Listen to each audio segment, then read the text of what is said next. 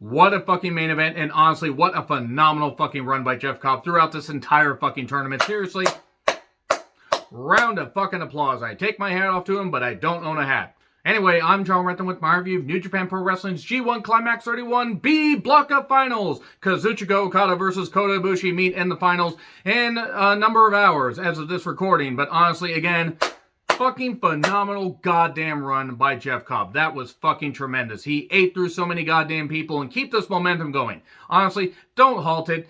Haven't beat Hiroshi Tanahashi at Wrestle Kingdom 16 either. Oh, I don't know, night 1, 2, or 3. Soon it will be what week is Wrestle Kingdom. But honestly, he deserves a singles championship run and a long run at that because he proved that he can hang with so many goddamn people. And he's been great for a number of years, but he really stepped it up here. And I've really enjoyed Jeff Cobb's run, not just in the G1, but throughout the entirety of 2021 and even subsequent years. But it's just been on another level. He's really carried the United Empire stable because Great Okan, well, not so Great Okan, isn't really all that good. And Hanari has unfortunately been quarantined and has not really been featured that much. But he is also quite good. But the whole point is Jeff Cobb, really, really good shit. Anyway, let me know your thoughts on this whole tournament in the comments, please. This review will not take long because there's only one fucking match you need to watch, but what a fucking match. You had to get through some stuff that was kind of there, and one match that was a fucking goddamn slog. So, Fujita and Oiwa took on Hiromu Takahashi and Bushi in the kickoff match that was just suddenly announced because they had to make room for an opening that I'm sure everybody just fucking loved. I know I did. Anyway, it was the usual. There were a lot of chops, then there were more chops, then there were Boston Crabs, but, you know, the Fujita and Oiwa did step it up. They are going to be very, very good very soon, and they're going to get even better. It's going to be interesting to see, you know, which one becomes a heavyweight, which one becomes a junior heavyweight.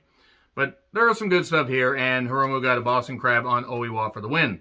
So that Jam Project, the band that did the theme, the Max, and I'm going to say right now, really good beat. Don't get the lyrics. Apparently, they've done themes for a lot of animes and a lot of video games, and you know what? If people liked it, that's fine. I admire their hair, because you can definitely tell it's anime-inspired.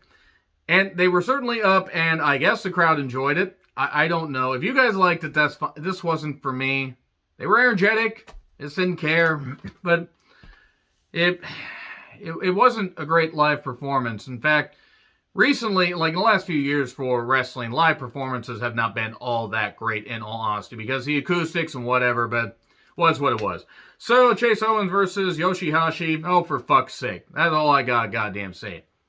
I've praised Chase, paying tribute to Beautiful Bobby Eaton with his tights and the tribute t-shirt, and that's fine.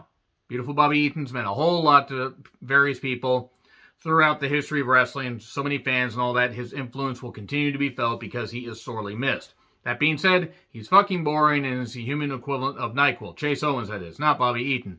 Took on Yoshihashi. When your bow staff has more charisma than you, there's a problem. So Yoshihashi won with karma. Let's move on. Tama Tonga with Jado versus Hiroki Goto. Can Tama finish strong? No, he can't. I think he should have beaten Goto here, and it's not that it was a bad match. I got nothing against Hiroki Goto. I praise his work. I think he is a phenomenal wrestler. He's kind of been stuck in that thing where he's mostly a workhorse wrestler. He's not a dynamic promo, but he can fire up, and he has a good chunk of fans. But he's just in that time period where there's Okada, there's Tanahashi, Tomohiro Ishii. He's kind of on that same level, except Ishii, I think, is revered a little bit more as a singles wrestler, even though Goto has done very well for himself in previous G1s, and is 1/3 of the never 0.6-man champions, or that Yoshihashi also is part of. That is further proof that those titles don't mean anything. I don't hate Yoshihashi, he just bores me. So, there was some good stuff, though. Goto does eventually win he eventually wins with, like, some kind of trap pin, which it was what it was. It wasn't a bad match, I just kind of wish Tama Tonga would have won. I mean, he beat Okada, so he's automatically locked to be in next year's G1. That was a big fucking deal.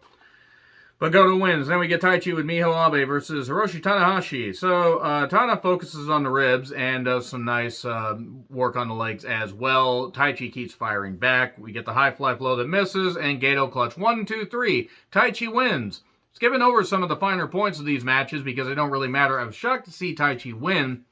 I'm not complaining, But I really think this is Tanahashi's last G1. I would be so shocked if he was there next year.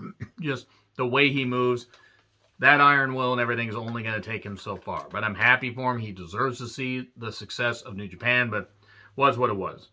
Tana ends up at 8, Taichi ends up at 6. And then both, by the way, for Goto and Tama Tonga ended up at 6, and Yoshi ended up at 6, and Chase ended up at 4 points. So Evil with Dick Togo versus Sonata. Oh boy, another fucking Evil match with the same fucking bullet, fucking club, fucking antic, fucking. Can't fucking stand this shit.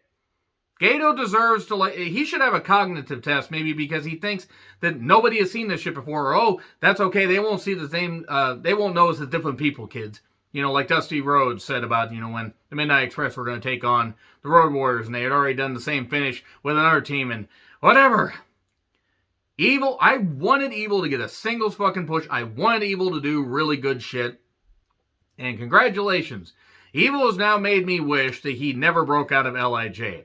I know the whole point is to make it, oh, you gotta hate the heel so you love to see him get beat. No, I don't want to see any of this fucking shit. Whenever Evil's there, that's why I watch so much of this shit on demand. Because you could skip through at least 5 minutes of Evil's matches in a chunk and not miss shit.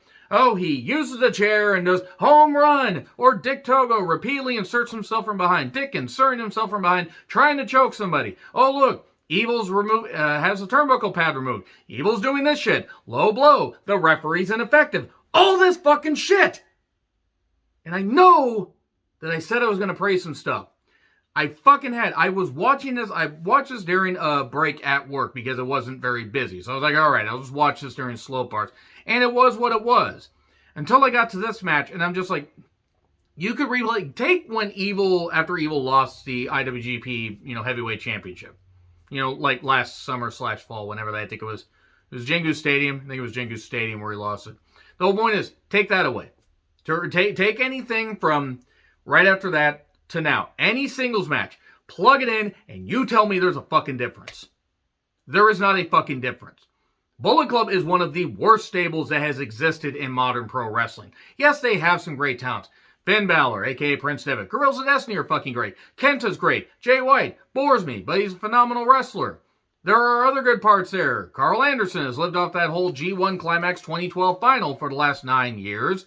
And that's all he's ever going to live on as far as anything relevant as a singles wrestler. I fucking had it with holding this shit back. And I've ignored it. I've said, oh, what it was. I'm unleashing here because maybe I'll feel better. Maybe it'll get to the point where I just won't give a shit anymore. And yes, wrestling, it's entertainment. You're supposed to have parody. You're supposed to have this. Fine. It's gotten to the point where, yes, the crowds can't fucking cheer. I fucking get it. They can't do that. But god damn it, you think any of the fans are getting annoyed by this? Anybody watching at home, are you getting annoyed by this? Is it making you want to see Evil less? Is it wanting you to see him get his ass kicked more? That fucking timekeeper shit, it was funny the first time. Sort of funny the second time. Okay, gotta chuckle the third time. Oh, look, he's doing it again. Yes, WWE repeats shit, and I call him out for it. AEW repeats shit, and I call him out for it. NWA is basically a husk of what it was, and I can't review it anymore. I fucking given up. New Japan, there's a reason why I have gone down dramatically on the amount of reviews that I have, or I've drastically cut the amount of reviews I've done. I fucking had it. And I love New Japan. When they're good, when they're great, it's some of the best fucking wrestling. The main event is shit that you can't see in a freaking American-style promotion to an extent. I mean, even though AEW has done some good stuff, and there's been some hard-hitting shit in WWE, and some stuff in Impact, which is Wrestling Purgatory, same with Ring of Honor, even though there's good stuff. The whole point is, there's phenomenal wrestling. You just have to sift through, the blasé and the bullshit, the creative quagmire, giggity, and Gato, not understand, or Gago, Lego my Gago. You just have to get through some of the shit that he's doing, and it's like, god damn it, Evil ended up at 14 fucking points, but because of tiebreakers, he wasn't in the finals. Thank fuck! I'm sick of it. Goddamn sick of it. I can't fucking take it anymore. If they don't rectify some of this shit, especially when travel restrictions get, lifted more and stuff like that, and more people can come over and they can do their stuff, if they don't have a loaded G1 field next year, because they had some pretty good matches this year, but in comparison, I'm just going to give you guys an example before I get to the end of this.